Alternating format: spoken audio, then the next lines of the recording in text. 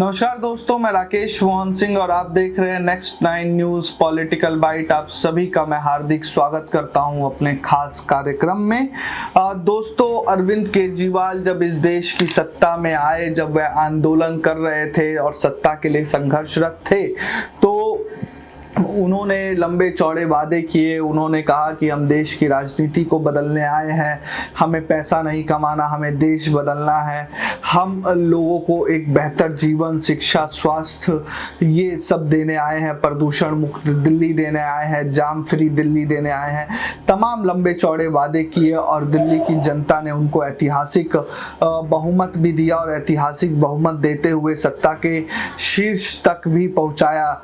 लेकिन अब जिन जिन चीजों की मैंने बात की, अगर शिक्षा की बात करें तो शिक्षा मंत्री शराब घोटाले के मामले में तिहाड़ जेल के भीतर पिछले 9 महीनों से बंद है।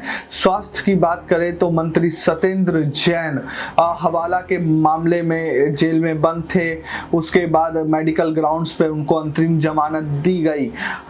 तो प्रदूषण बदस्तूर बना हुआ है, बेहतर जीवन मिल नहीं पा रहा। वैसे ही अनियमित कॉलोनियां हैं, सीवर की प्रॉब्लम है, पानी ठीक रूप से पहुंच नहीं पा रहा। तो शिक्षा, स्वास्थ्य, बेहतर जीवन, तमाम चीजें देने का वादा करने वाले केजरीवाल साहब के पिटारे से निकला तो दिल्ली की जनता के लिए निकला एक शराब की बोतल के साथ दूसरी शराब की बोतल फ्री वाली स्कीम, जिसको कहा गया दिल्ली की नई शराब नीति, जिसकी पटकथा से निकला भ्रष्टाचार।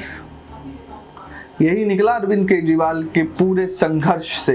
अगर मैं अरविंद केजरीवाल के संघर्ष को, उनके सत्ता तक के सफर को एक शब्द में बोलना चाहूं तो वह शब्द है गुर्बत, वह शब्द है भ्रष्टाचार। अरविंद केजरीवाल जो कह रहे थे कि मैं दिल्ली की माओ का बेटा हूं, अरविंद केजरीवाल जो कह रहे थे कि मैं दिल्ली की महिलाओं का बहन हूं, अरविंद केजरीवाल जो कह रहे थे कि मैं दिल्ली के युवाओं का भाई और पुरुषों का लड़का हूं, बुजुर्गों का लड़का हूं, वह अरविंद केजरीवाल कैसे एक ऐसी अनैतिक भ्रष्टाचारी नीति बना देते हैं जो दिल्ली की जनता और देश की जनता को यह सोचने पर मजबूर कर देती है कि क्या वाकई आंदोलन से निकली पार्टी और परिवर्तन के नाम पर दिया गया वोट लाभदायक होता है, क्या उससे वाकई परिवर्तन होते हैं। ये तमाम बातें हैं अरविंद केजरीवाल के आने के बाद दिल्ली ने देखी। अरविंद केजरीवाल के वित्तीय सलाहकार हो गए हैं संजय सिंह। संजय सिंह अब राज्यसभा सांसद के रूप में नहीं जाने जाते आम आदमी पार्टी के। संजय सिंह अब जाने जाते हैं वित्तीय सलाहकार के रूप में। संजय सिंह ने पूरा पैसा कैसे ठिकाने लगाना है इस बात की देखरेख करी।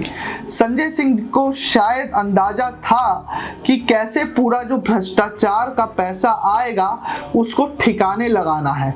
संजय सिंह ने पूरे भ्रष्टाचार के पैसे को मैनेज किया, चेक में पेमेंट्स ली, उनको कैश कराया, कैश को फ्लो कराया, फ्लो करा के कई राज्यों के चुनावों में भी लगा तो कहीं ना कहीं ये पार्टी के बैंक अकाउंट में भी जमा हुआ होगा। इस बात में कोई दोहराए नहीं है। आम आदमी पार्टी के तमाम बड़े बड़े दिग्गज और मुख्य दिग्गज अब जेल में हैं, बचे हैं तो राघव चड्ढा, गोपाल राय जैसे कुछ एक और नेता, आतिशी मारलेना जैसी कुछ एक नेता। अरविंद केजरीवाल के लिए मुसीबत एक सिर्फ वही लोग नहीं है जो उनके दल में उनके साथ थे। अरविंद केजरीवाल के लिए मुसीबत वह लोग भी है जिनसे उन्होंने कभी ना कभी किसी ना किसी रूप में कुछ फायदे अर्जित किए, जैसे जिसमें सबसे बड़ा नाम है ठग सुकेश का। सुकेश भी तिहाड़ में मनीष सिसोदिया और संजय सिंह का जेलमेट है। अभी तक हमने क्लासमेट सुना था, ऑफिस मेट सुना था, लेकिन ये नई परिभाषा हमें गढ़ने के लिए मजबूर कर दिया है अरविंद केजरीवाल और आम आदमी पार्टी ने जेलमेट। ये लोग अब ऐसे ऐसे लोगों के जेलमेट हो गए हैं जो 200-200 करोड़ की ठगी करते हैं, जो नकली जज बनकर किसी अधिकारी को फोन कर देते हैं। ऐसे ही एक व्यक्ति हैं ठग सुकेश, जिनकी जैकलिन फर्नांडिस श्रीलंका की जो महिला है और भारतीय अभिनेत्री है, उनके साथ असहज करने करने वाली स्थिति सार्वजनिक रूप में उपलब्ध है।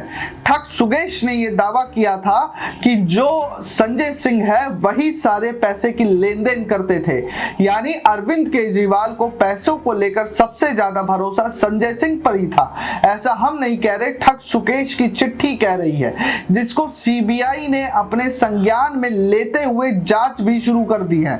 तो ठग सुगेश का ही कहना था कि संजय सिंह आम आदमी पार्टी के और खास तौर पर अरविंद केजरीवाल साहब के वित्तीय सलाहकार है। पैसे की लेन देन कैसे होगी, हवाला कैसे होगा, मनी लॉन्ड्रिंग कैसे होगा, संजय सिंह ही दिशा निर्देश देते थे बेचारे। लेकिन सत्येंद्र जैन पहले फंस गए, लेकिन और संजय सिंह 4 अक्टूबर को गिरफ्तार हुए। अब केजरीवाल साहब जब जिस समय सत्ता के लिए संघर्ष कर रहे थे और सत्ता में आ रहे थे, तो केजरीवाल साहब कहते थे कि जी हम बहुत ईमानदार हैं, हम झूठ नहीं बोलते हैं, हम राजनीतिक भ्रष्टाचार को खत्म करने आए हैं, हम आपको गुड गवर्नेंस देंगे, हम आप ही की तरह लोग हैं, आप कभी भी हमारे घर में आ सकते हैं, हम कभी भी आपके घर आ सकते हैं। तमाम बड़े बड़े परपंच अरविंद केजरीवाल और आम आदमी पार्टी ने रचे। लेकिन आज आप जो दिल्ली में रह रहे हैं, दिल्ली की आलीशान कोठियों के कुछ किलोमीटर दूर जो झुग्गी बस्तियां हैं, आप उनको भी देखिए। कई बस्तियां ऐसी हैं जहां पर शौचालय की सुविधा उपलब्ध नहीं है। ये वही दिल्ली है जहां पर प्रगति मैदान में भव्य G20 समारोह आयोजित किया गया था। आज उसी दिल्ली में कई जगह ऐसी हैं जहां आज के समय भी शौचालय नहीं है। कई जगह ऐसी हैं जहां साफ पानी की व्यवस्था उपलब्ध नहीं है। कई जगह ऐसी है जहां पर पक्के सीवर नहीं डले हुए। लेकिन उसी दिल्ली के मुखिया ने गुर्बत का गहना पहनते हुए 45 करोड़ का चांदनी महल अपने लिए बना लिया। एक मीडिया संस्थान की रिपोर्ट से हम ये दावा कर रहे हैं। वो बहुत ये पूरा मामला बहुत तूल भी पकड़ा था। तो कैसे रह गए आम आदमी पार्टी के हुए संयोजक आम आदमी? वह लोग तो चांदनी महल में अब रहने लगे हैं, जेट से चलने लगे हैं, बड़ी बड़ी गाड़ियों में घूम रहे हैं और बड़े लाखों करोड़ों की शादियां भी, डेस्टिनेशन वेडिंग्स भी कर रहे हैं। आप क्या कर पाएंगे? दिल्ली की जनता से मेरा ये सवाल है। तो कोई भी आम नहीं रह गया। लेकिन जिस तरीके के दावे अरविंद केजरीवाल सत्ता में आने के लिए करते थे, उसको देखकर ये कहना कतई गलत नहीं होगा कि क्या पता राजा हरिश्चंद्र भी अरविंद केजरीवाल और आम आदमी पार्टी से ही ट्रेनिंग ना लेते हो। क्या पता आम आदमी पार्टी उस युग में, उस कालखंड में भी ना हो जब राजा हरिश्चंद्र थे। राजा हरिश्चंद्र को भी आम आदमी पार्टी ने ही सच बोलना सिखाया था। लेकिन अरविंद केजरीवाल ने उस कहावत को भी सच कर दिया कि एक झूठ को 100 बार बोलो तो वो भी सच लगने लगता है। इतना गाल बजाया गया आम आदमी पार्टी और अरविंद केजरीवाल की तरफ से कि लोगों को लगने लगा कि यह व्यक्ति कुछ बड़ा करेगा, यह व्यक्ति बदलाव करेगा, ये व्यक्ति राजनीति से भ्रष्टाचार खत्म करेगा, ये व्यक्ति दिल्ली का प्रदूषण खत्म करेगा, ये व्यक्ति हमारे जीवन को बेहतरी की ओर ले जाएगा, रोजगार, शिक्षा, स्वास्थ्य को बेहतर करेगा। लेकिन हुआ क्या? वही ढाक के 3 पार। और दिल्ली के 2 बड़े नेता, 3 बड़े नेता आज जेल में हैं। आपका क्या सोचना है अरविंद केजरीवाल की राजनीति पर? आप हमें जरूर लिख भेजें। देश और दुनिया की तमाम खबरों के लिए देखते रहिए नेक्स्ट 9 न्यूज पॉलिटिकल बाइट। धन्यवाद।